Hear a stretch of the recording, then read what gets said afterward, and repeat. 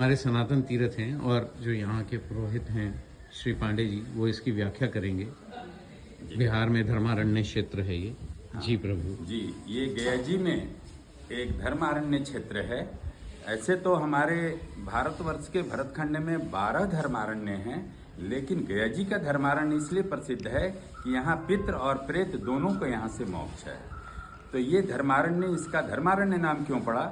जब किसी की भी चेतना दंड की बात करती है तो वही व्यक्ति उसके लिए यमराज हो जाता है, और जब चेतना धर्म की बात करती है तो वही व्यक्ति उसके लिए धर्मराज भी हो जाता है। यानी धर्मराज और यमराज दोनों एक ही हैं। वो यहाँ तपस्या कर रहे थे विशेष रूप महादेव को प्रकट करने के लिए। तो इंद्र को पता चला कि पता नहीं किसके पद को प्राप्त करने के लिए धर्मराज भूलोक पर तपस्या कर रहे हैं। उसने अपने सारे अप्सराओं को भेजा कि जाओ उन्हें बाधा पहुंचाओ। आते ही धर्मराज बोले कि आप लौट जाओ, मैं किसी के पद के लिए तपस्या नहीं कर रहा हूं, मैं तो महादेव को प्रकट करने के लिए कर रहा हूं। उन्होंने प्रकट किया। महादेव बोले वर मांग। बोले आपका दिया हुआ इतना ऊंचा पद है धर्मराज का, यमराज का, अब इससे ऊंचा पद हमें नहीं चाहिए, लेकिन इस क्षेत्र का नाम मेरे नाम से विख्यात हो।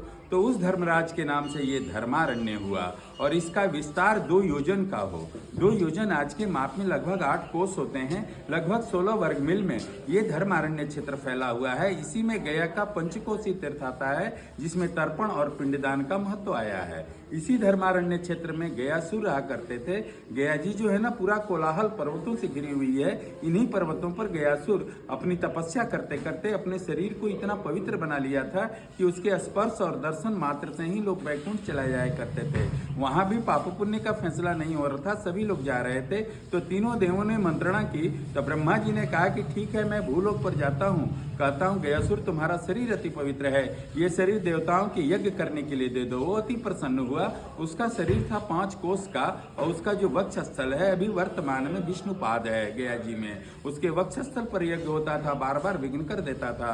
बोला जब तक नारायण का चरण मेरे वक्षस्थल पर नहीं आएगी तब तक मैं शांत नहीं रहूंगा। वही भगवान विष्णु गदाधर रूप में प्रकट हुए, शंख चक्र पद्म और गदा लेकर, और उसके वक्षस्थल पर एक धर्मशिला रखकर अपने एक दाहिने पैर से दबाए हैं, आज तक वो दबे हुए हैं। उस समय नारायण बोले कि वर मांग। बोले आज से तो स्पर्श और दर्शन खत्म ही हो जाएंगे, लेकिन जो भी लोग आए अपने पितरों के प्रति, अपने पूर्वजों के प्रति इस 5 कोस के क्षेत्र में एक भी पिंड गिरा भी दें, इस माध्यम से लोग अब मोक्ष जाने की कामना करें।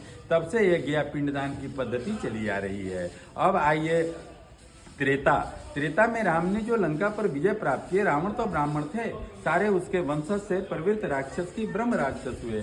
विजय प्राप्त करके अयोध्या में जाकर राज्याभिषेक हुआ। फिर अपने कुल पुरोहित गुरु वशिष्ठ से पूछते हैं राम, प्रभु मैं जो हूँ सो हूँ, केवल और केवल आप जानते हो कि मैं कौन हूँ। मेरे माता पिता भी नहीं जानते कि मैं कौन हूँ, लेकिन नर रूप में हूँ और इस भूलोक पर हूँ। मैंने वहां रावण सहित सारे ब्रह्म राक्षसों को मारा है। ये तो सूर्यवंश में कलंक हो जाएगा, इसका निवारण का उपाय बताएं। तो गुरु वशिष्ठ बोले राम, तुम अपनी तीनों माताओं के साथ केवल धर्मारण्य की यात्रा कर लो। यहाँ आने मात्र से ही सारे दोष पाप राशि दूर हो जाते हैं। अगर कर्म कांड कर लिया गया तो ये और दिव्य हो जाता है। इस स्थान का वायु पुराण में वर्णन आया है। धर्मारण्य तत् धर्मो यस्मादज्ञ मकार्यत गच्छताम ब्रह्मलोकाप्ति भरवत्ते वही नारद।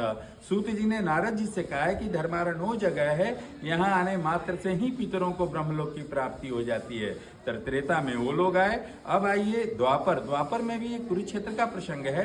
दोनों तरफ सेनाएं खड़ी हैं। भगवान कृष्ण समझते थे कि जब तक आचार्यों कौरवों की तरफ है मैं युद्ध नहीं जीत सकता, इनको शांत किया जाए। तो इनको शांत करने के लिए एक युक्ति बोले, अश्वस्थामा हतः नरो वा कुंजरो वा। अश्वस्थामा नाम की हाथी मारी गई, या आचार्य द्रोण के पुत्र। ये कौन बोलेगा? भगवान कृष्ण बोले ये धर्मराज हैं, युधिष्ठिर हैं, सत्य के प्रतीक हैं, यही बोलेंगे तब दोनों तरफ की सेनाएं मान जाएंगी। कृष्ण कह रहे हैं मैं भी अभी बोलूंगा तो कोई नहीं मानने वाला। जैसे ही धर्मराज बोले अश्वस्थामा हतः नरः पर जैसे आए, इसके लिए कृष्ण तैयार थे। वो तुरंत 5 जन शंख ध्वनि कर दी। इसके साथ सारे पांडव शंख ध्वनि करने लगे। बाकी के शब्द सुनाई नहीं पड़े। आचार्य दोनों समझे मेरा पुत्र मारा गया। अपना धनुष्मान रथ पर रखकर पुत्र शोक में धरती पर बैठ गए, तब तक द्रौपदी का भाई धृष्टद्युम्न उनका सर कत्ल कर दिया। महाभारत के बाद भगवान कृष्ण बोले, युधिष्ठिर वो तुम्हारे गुरु भी थे और ब्राह्मण भी, तो तुम्हारे खानदान को गुरुदोष और ब्रह्मदोष लगा, इसकी प्रायश्चित होनी चाहिए। इसके प्रायश्चित के लिए तुम्हें 3 राष्ट्र यज्ञ करने पड़ेंगे। प्रथम कुरुक्षेत्र में ही हुआ जहाँ युद्ध हुआ, दूसरा हस्तिनापुर जहाँ पांडवों का राजमहल था, और तीसरा इस धर्मारण्य में हुआ है। हम लोग जहाँ खड़े हैं ये पूरा यज्ञशाला है, और ये बीच में धर्मराज युधिष्ठिर जी का अष्टवृत्ताकार हवन कुंड है। उस समय इसमें 1.25 लाख मन आहुति पड़ी। तो गया श्राद्ध के अंतर्गत तीसरे दिन का पिंडदान यहाँ का है। आश्विन पितृपक्ष कृष्णपक्ष तृतीया, भारत और विश्व से लोग आकर बैठकर यहाँ पिंडदान करते हैं। जगह छोटी पड़ जाती है, लोग नदी के किनारे बैठ जाते हैं। यहाँ कहीं भी बैठकर पिंड कर करके धर्मराज युधिष्ठिर के हवन कुंड में पिंडों का विसर्जन कर देने से यदि उनके पितर अभी भी दोष पाप प्रायश्चित में पड़े हुए हों तो उनको वैकुंठ प्राप्त होता है। ऐसे मेरे शास्त्रों की मान्यता है। अश्वत्थामा जिंदा था, मारी गई थी हाथी।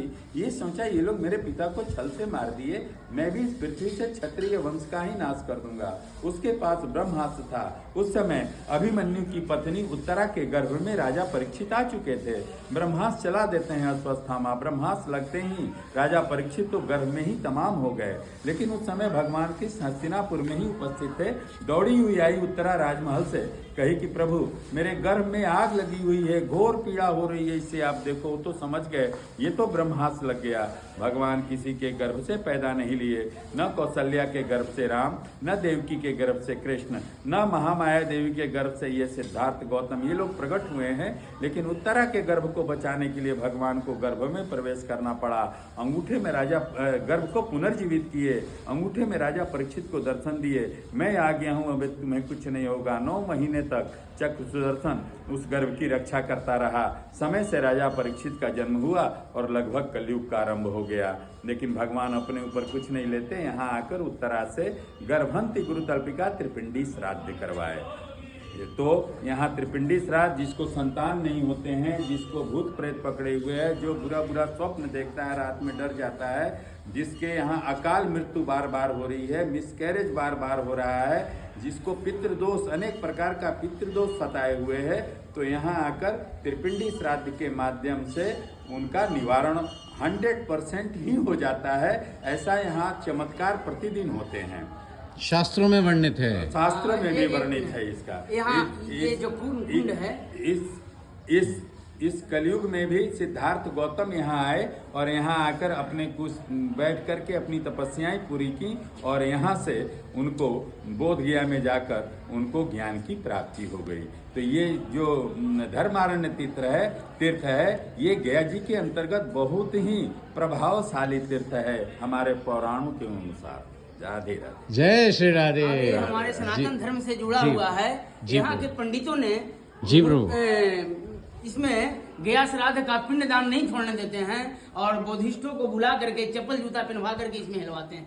बड़ा सीना में दर्द होता है यहाँ के पंडितों ने। दुर्भाग्य, जी दुर्भाग्य, तो ऐसा नहीं होना चाहिए, प्रयास किया जाए। हमारा सनातन धर्म जग रहा है, उसके प्रति यहाँ के लोग नहीं जग रहे हैं। तो यहाँ पे जब भी आए तीर्थों की मर्यादा रखनी चाहिए हमें, वहाँ पे जूते चप्पल अंदर ना लेके आए जी, और बिना उसके करें। हमारे सनातन धर्म हिंदुओं लोग जो पिंड पाड़ते हैं, इसमें लोग यहाँ के ब्राह्मणों लोग छोड़ने नहीं देते हैं। कितना अति है। तो ब्राह्मणों से वो भी निवेदन रहेगा, जो करा रहे हैं वो विधिवत कराने का प्रयास करें, और धर्म की पिंड छोड़ने नहीं देते हैं। विदेशों के चलते, इन लोग के चलते कि 10-20 रुपया गिराएगा। अरे हमारा सनातन धर्म लुप्त हो रहा है, अब आप पिंड नहीं गिराने देते हैं। आप यहाँ के ही ब्राह्मण हैं? जी, मैं यहाँ का प्रधान पुजारी हूँ, इसलिए मैं आपसे शिकायत कर रहा हूँ। ये प्रशासन तक पहुँचाने का करेंगे, आप प्रधान पुजारी हैं, प्रशासन तक थोड़ा पहुँचाइए। जी, ये प्रयास रहेगा। हाँ, कि यहाँ पे मनमाना आचरण ना हो। मनमाना 1965 से है, 1965 से पहले कुछ नहीं था। जी जी जी, क्योंकि अगर धर्म की जय हो, धर्म की जय होगी, तभी अधर्म का नाश होगा, तभी अधर्म का नाश होगा, तभी प्राणियों में सद्भावना होगी। सनातन धर्म किसी का बुरा नहीं करता, लेकिन अधर्म का नाश करने के बाद ही प्राणियों में सद्भावना होगी। किसी का बुरा नहीं करता सनातन धर्म, लेकिन अधर्म का नाश होगा, तभी प्राणियों में सद्भावना होगा। जब प्राणियों में सद्भावना होगी तभी विश्व का जी कल्याण होगा, और विश्व का कल्याण होगा, तभी जयकारा वीर बजरंगी, हर हर महादेव। तभी नारे लगेंगे, ये जयकारे लगेंगे, नहीं तो नारे लगेंगे। सबको पता है कौन से नारे लगते हैं और क्या बोला जाता है। तो इसलिए अपने सनातन धर्म में इधर उधर जाके मत्थे फोड़ने के बजाय 96 करोड़ से ऊपर तीर्थ हैं, 7.5 करोड़ से ऊपर मंत्र हैं सनातन धर्म में, तो उनका पालन करना चाहिए। जो यहाँ के प्रधान पुजारी जी हैं, जो पुरोहित जी हैं, उनकी आज्ञा का सनातन धर्म शास्त्रों का पालन करना चाहिए जी। और बाकी अधिक जानकारी के लिए आप लोग sanatangurukul.org पे जाके जितने वेद पुराण ग्रंथ हैं निःशुल्क में प्राप्त कर सकते हैं। जय श्री राधे, जय श्री राधे। महादेव। अच्छा, ये धर्मेश्वर महादेव है, महादेव बताओ। अरे सब लोग आ जाए यहाँ पे, धर्मेश्वर महादेव हैं ये। धर्मारण्य तीर्थ बिहार में लगता है, गया जी में। वाह, महादेव महादेव। ये हमारे पौराणिक तीर्थ हैं, देखिए कितने सुंदर हैं, कितने सुंदर तीर्थ हैं।